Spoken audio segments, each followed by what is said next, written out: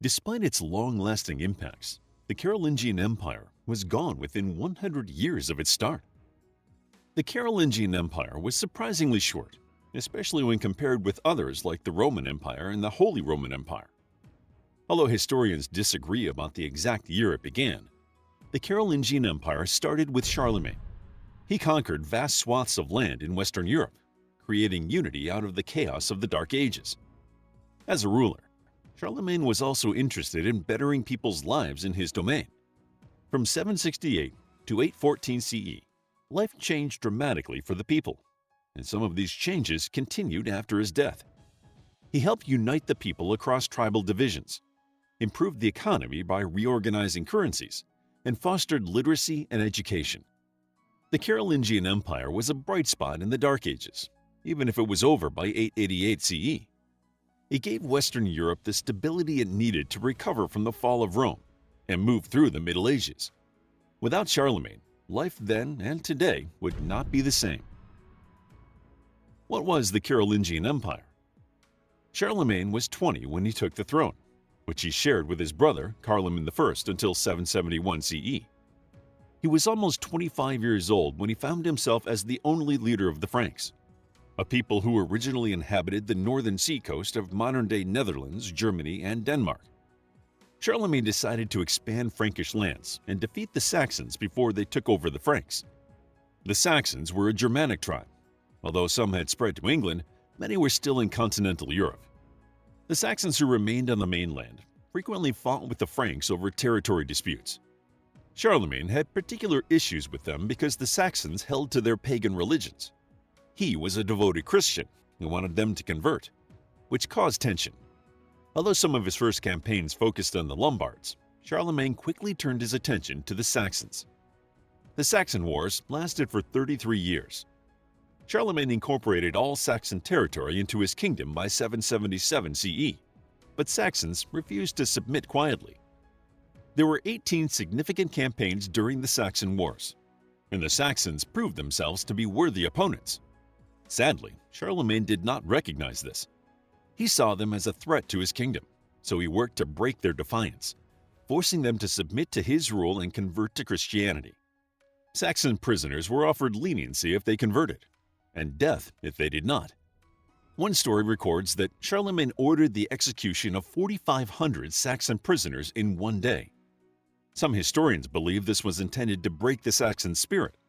It appears to have been effective because the Saxons did not cause further trouble for Charlemagne. However, it was morally wrong and left some modern historians questioning Charlemagne's devotion to Christianity. Before the Saxon Wars, Charlemagne's father, King Pepin III, also known as Pepin the Short, had fought against the Lombards, another Germanic tribe who had settled in northern Italy, taking land in northern Italy. At first, the Franks and Lombards remained on friendly terms, primarily as the Lombards dealt with internal issues and pressure from the Byzantine Empire. That all changed with King Desiderius. King Pepin died in 768, leaving Charlemagne and Carloman to rule. The Saxon king Desiderius thought it might be wise to join the nations via a marriage between his daughter, Desiderata, and Charlemagne in 770, and Charlemagne initially agreed to the marriage. Pope Adrian I, however, was not on board with this idea. He feared the Vatican would lose land and power if the Lombards were aligned with the Franks. History tells us that the Pope wrote Charlemagne threatening that he would be banished from God's kingdom eternally to consort with the devil and the wicked in the everlasting fires of hell if the marriage continued. Historians disagree on whether Charlemagne actually married Desiderata, but they do agree that he either backed out of the marriage or had it annulled in 771. And that is what set King Desiderius on the path to regaining lands in Italy that Charlemagne's father had previously taken and given to the Pope. So Desiderius continued pushing toward Rome. In response, Pope Adrian I called on Charlemagne for help, who paused his campaigns against the Saxons and attacked the Lombards in 773 CE. In 774 CE, the Lombards surrendered and became part of the Frankish kingdom. After defeating the Saxons and the Lombards, Charlemagne continued conquering lands.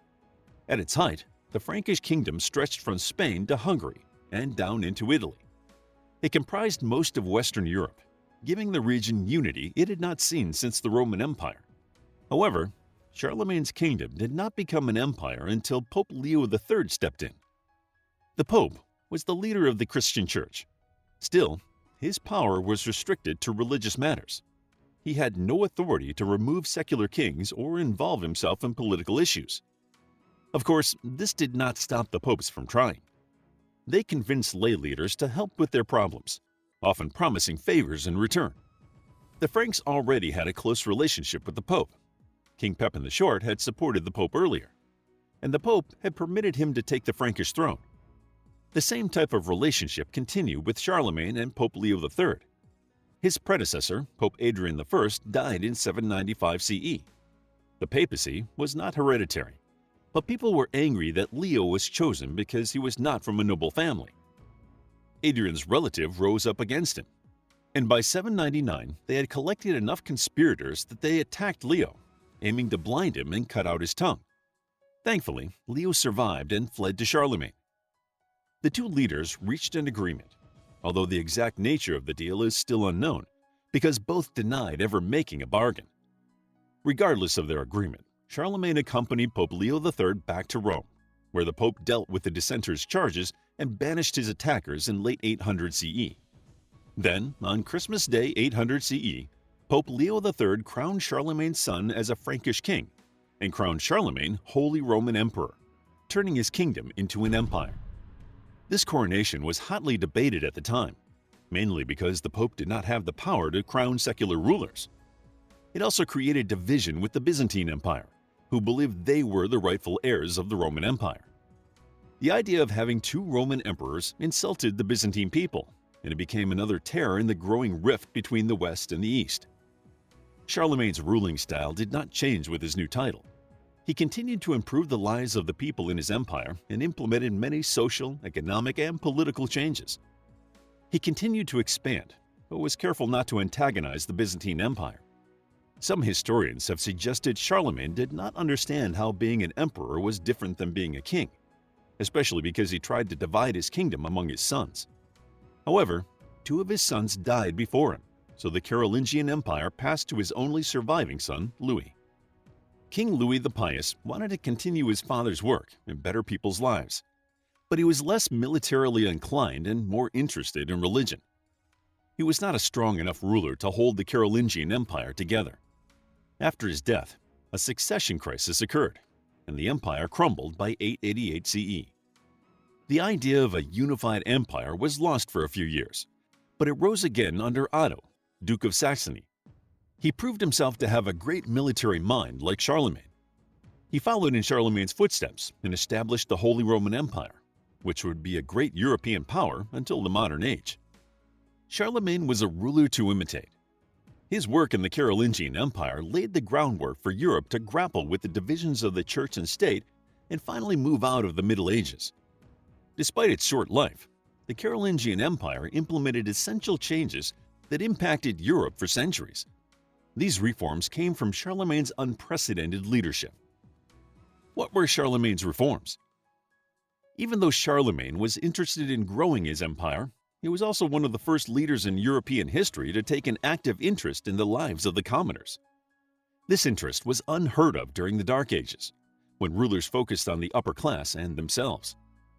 One of his most impactful changes was an increased emphasis on education. Education had been reserved for the elite for hundreds of years. Even the Romans did not offer formal educational opportunities for the lower classes. Charlemagne believed that a strong kingdom had to have an educated population, regardless of social class. Instructors traveled across the land, teaching people to read and write in Latin. Even Charlemagne received education during this time, practicing his writing in the evenings before going to sleep. Most instructors were involved in the Christian church, so education included Christianity. Teaching as many people as possible was an enormous task. The instructors created curricula and textbooks and established libraries and places of learning. Although it would be years before the first universities began, this focus on education started that process. Educating the masses was only part of the Carolingian Renaissance. Another aspect included preserving Greek and Roman classics housed in monasteries and libraries. Some of these ancient texts have moved to the Byzantine Empire after Rome fell, but only some things traveled that far. Charlemagne collected everything he could find and ordered it to be copied and preserved for future generations. Without his preservation efforts, we might not have many ancient classics today. Charlemagne's educational programs impacted the people of Europe for centuries, but the changes were not immediately noticeable.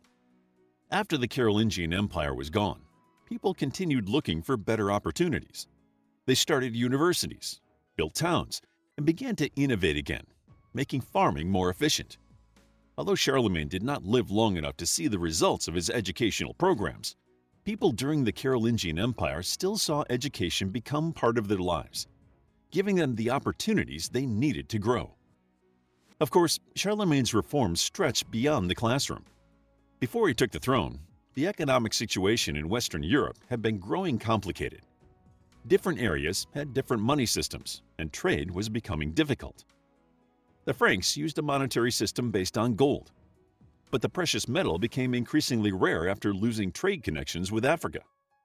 Charlemagne and his successors created a silver coinage, which eventually became the economic basis across Europe.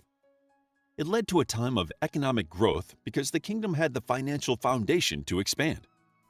Even after the Carolingian Empire crumbled, people continued using the livre Carolingien. Making a pound of silver their basis allowed domains to grow and thrive during the Middle Ages. Besides educational and economic advancements, Charlemagne made political and legal changes to ensure his empire ran smoothly. The Carolingian Empire was so large that Charlemagne knew he needed to centralize the government and rely on others to help him. He gave himself the final say in all judicial cases as required, and appointed legal experts in each region, called scabini, to consistently follow and enforce the laws. Nobility and judges were no longer allowed to change the direction of their area or accept bribes. This helped to unify Western Europe as a cohesive empire and limit corruption. To help maintain consistency across the empire, Charlemagne also ordered the laws to be written down and dispersed. This way, everyone knew the rules, and it was easier to change them as necessary. Charlemagne's political work was revolutionary. He constantly considered what would strengthen his kingdom later on. He even invested in the church, using his strong Christian faith to guide decision-making and encourage others to be more pious. Though Charlemagne was not perfect, and the Carolingian Empire was not without fault, he was a determined conqueror and had little patience for paganism. Even so, the Carolingian Empire was liberal at the time, and almost everyone saw changes in their daily life. It was a time of unification, growth, and education. Charlemagne knew his kingdom would be stronger without corruption and actively worked to stop it. Life at this time became the foundation for modern Europe, so this was a time of a new beginning, with the people excitedly looking forward to what would come next as Europe moved out of the Dark Ages and toward the world we know today. I hope you found this video to be captivating. How would you like to get a deeper understanding of history, impress your friends, and predict the future more accurately based on past events? If this sounds like something you might be into, then check out the brand new Captivating History Book Club by clicking the first link in the description.